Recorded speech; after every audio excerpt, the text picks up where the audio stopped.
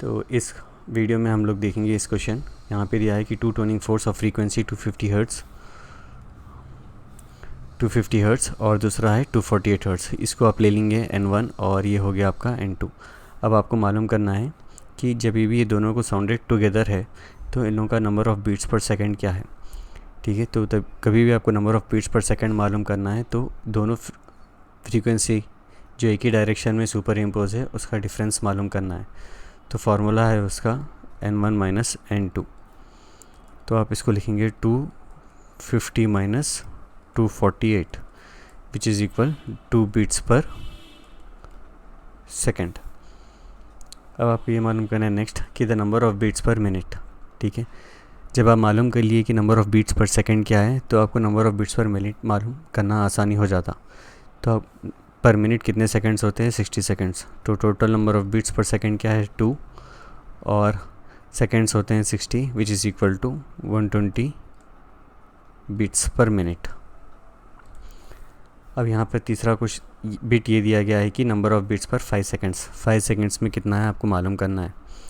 तो वो भी बहुत सिंपल है। Number of beats per second है आपका 2 और कितने सेकंड के लिए मालूम करना है, 5 सेकंड्स के लिए। तो ये हो जाता आपका 10 बीट्स फॉर 5 सेकंड्स। नेक्स्ट यहाँ पर दिया है कि the time interval between 2 successive maxima. ठीक है, 2 सक्सेसिव मैक्सिमा जो रहता है ना उसका फार्मूला ये है कि is equal to 1/N1 minus N2। N1 minus N2 क्या है, आपके बीट्स। ठीक है, उसको आप डिनोमिनेटर में लिख देना है। तो ये हो गया 1/2 सेकेंड्स। तो द टाइम इंटरवल जो भी होता है इसको अपन रख लेंगे डेल्टा टी। ये डेल्टा टी जो भी होता है वो 1/N1 minus N2।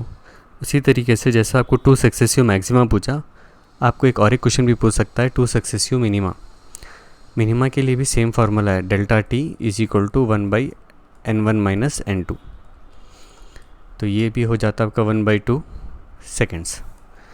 F bit में यहाँ पर देखिए the time interval between maximum and the next minimum. यहाँ पर ना कि पहले की तरह 2 मैक्सिमा पूछ रहा है या 2 मिनिमा पूछ रहा है, यहाँ पे पूछ रहा है पहले का मैक्सिमा और उसी के फौरी बाद का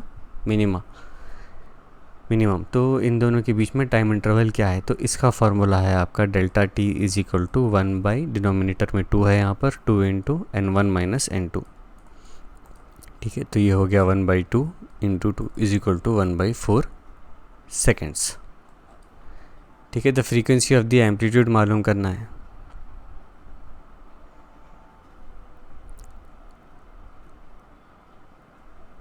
फ्रीक्वेंसी ऑफ द एम्पलीट्यूड मालूम करना है तो आप उसका एक ही फार्मूला है, बीट्स का जो डिफरेंस आता है ना उसको divide by 2, N1 minus N2 divided by 2। आपको ऑलरेडी N1 माइनस 2 आ गया, वो है आंसर 2। उसको डिवाइड बाई 2 करना है विच इज़ इक्वल टू 1। बस एक और एक क्वेश्चन भी पूछ सकता है आपको, फ्रीक्वेंसी ऑफ साउंड हर्ड, कि कौन सी फ्रीक्वेंसी पे साउंड आप सुन सकते।